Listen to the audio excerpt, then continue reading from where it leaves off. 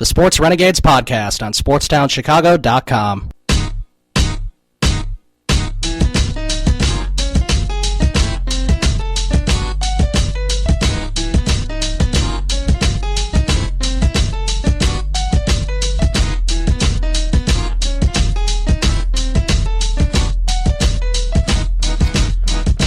Okay, welcome back to the Sports Renegades here on SportsTownChicago.com.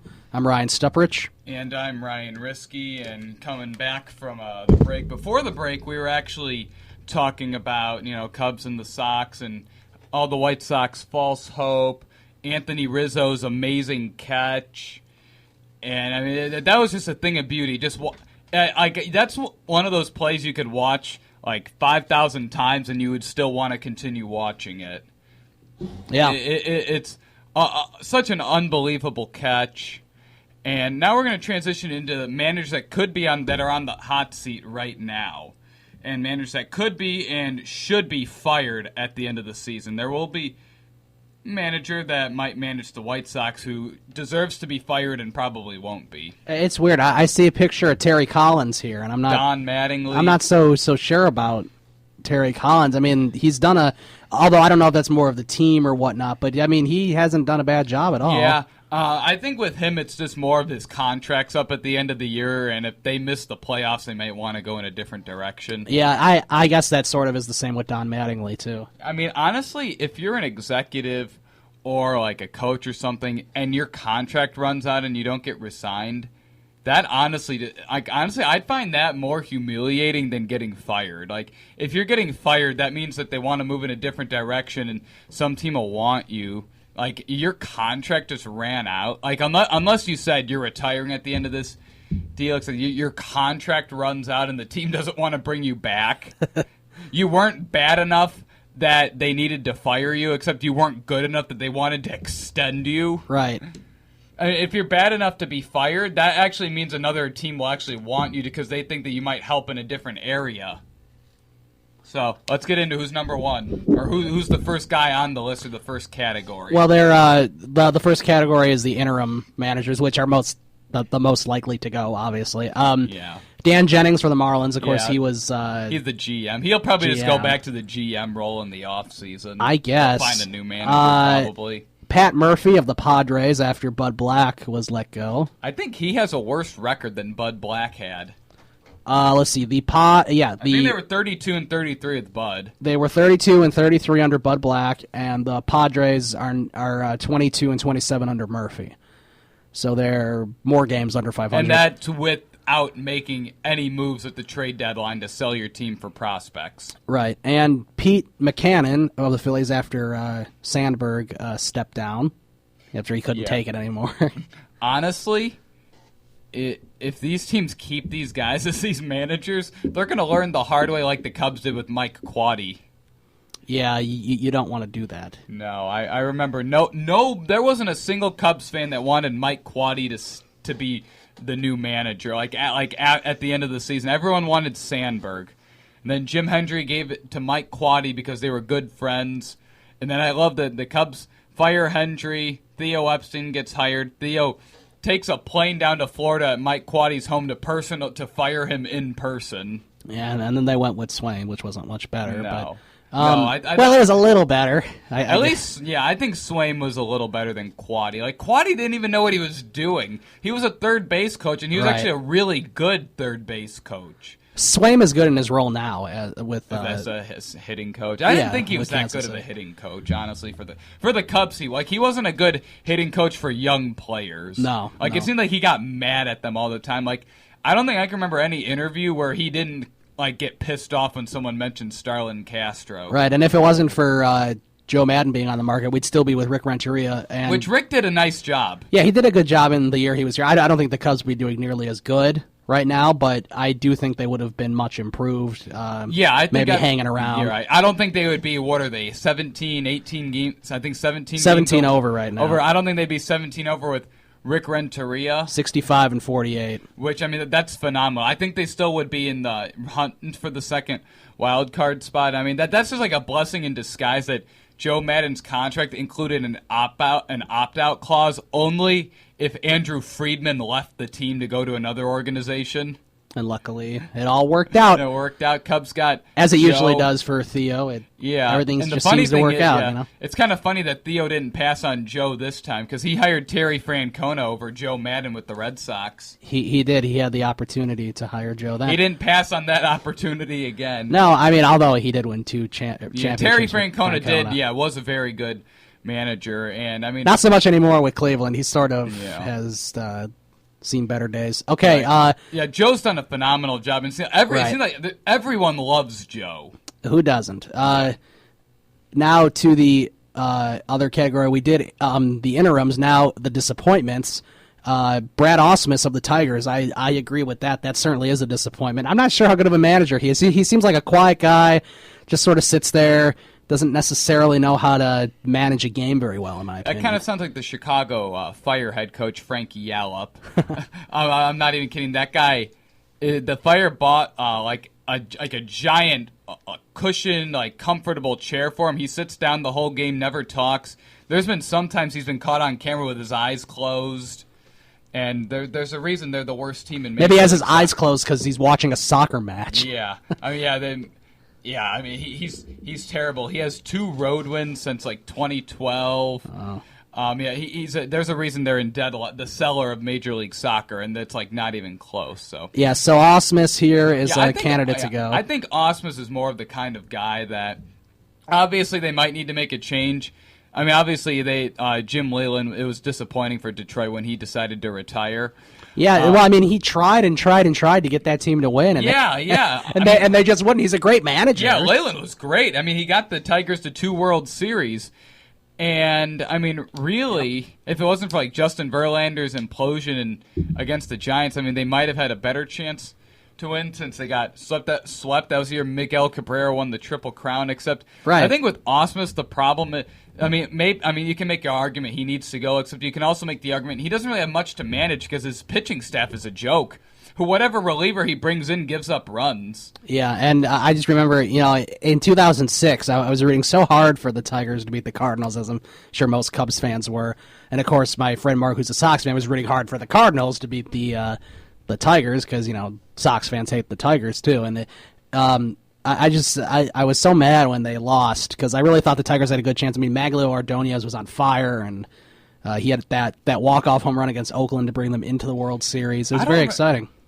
I don't remember. I don't think was Miguel Cabrera with the Tigers in 2006, or did he get traded? I think he was still with Miami. I know he was with the Marlins in 2005. I know that. I don't remember. I think he was still there. Yeah, it was either 2006 or 2007 that he got traded to Detroit. Yeah, I just remember the stars on that Tigers team. It was Inge, Sean Casey, Maglio Ordonez, Sean Casey. I think they had a pretty good pitching staff too. I don't really remember, but I can look up their roster. I think Ivan Rodriguez might have been the catcher. Yes, Pudge was. As we talk about the next person on the list, which is John Farrell of the Red Sox, I think that is also pretty smart.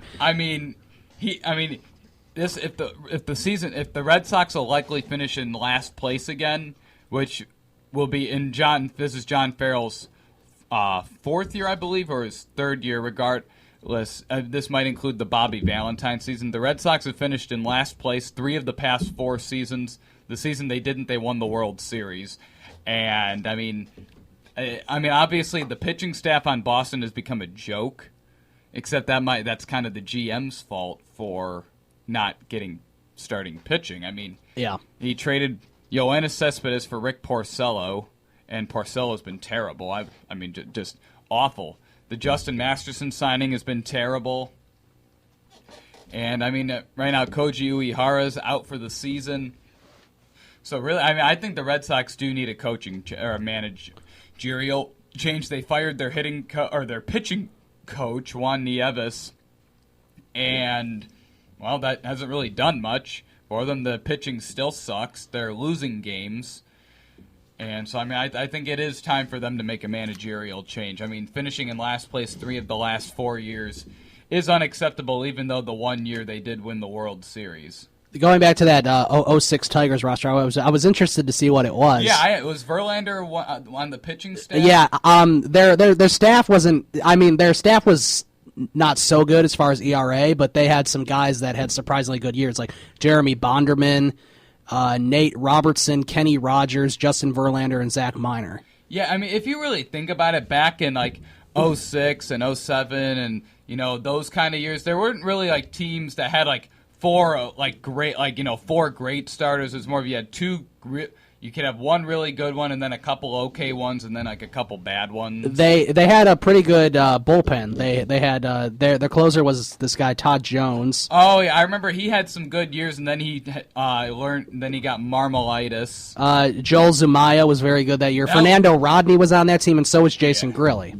Oh, yeah, that was a good bullpen. I remember, Fernando Rodney's had good years. Yeah, Todd Jones. Right. He had plenty of Marmo-like implosions. It looks like the starting lineup, it was, their catcher, we were right, it's Pudge. They had Chris Shelton, Placido Polanco, forgot about him, Carlos Guillen, Brandon Inge, Craig Monroe, Curtis Granderson. I forgot about the Granny Man on that team. Monroe was a good hitter. I remember Monroe hit a home run in Game 2.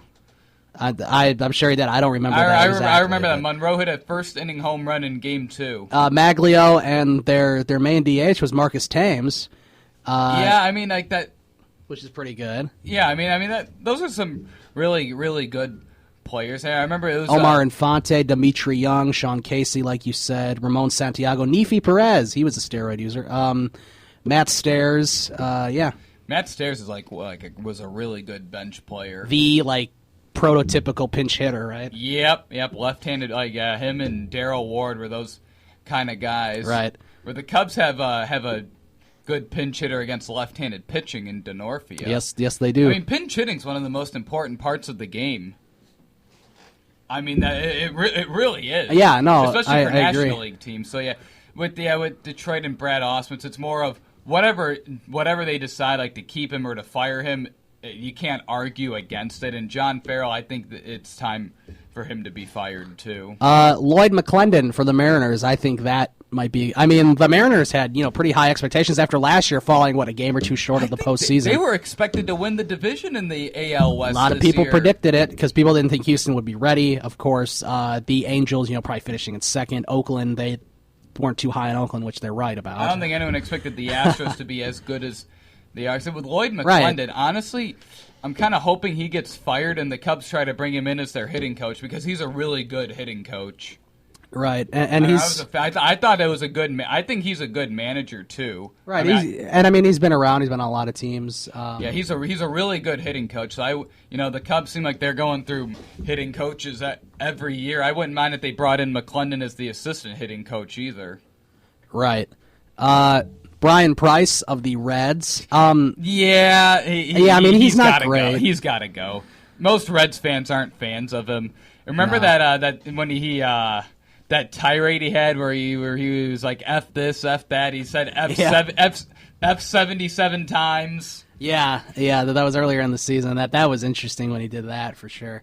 Next is, of course, everyone's favorite, Robin Ventura of the White Sox. Was this a new category or the last one of this? This is the last of the disappointments. Yeah. And let me read what it says. I'm pretty sure for Ventura, before you read it, it's going to say something like, he should probably fall into the category of should be fired and won't. Let's see. Out of all these synopsises on the managers, Ventura's is the shortest.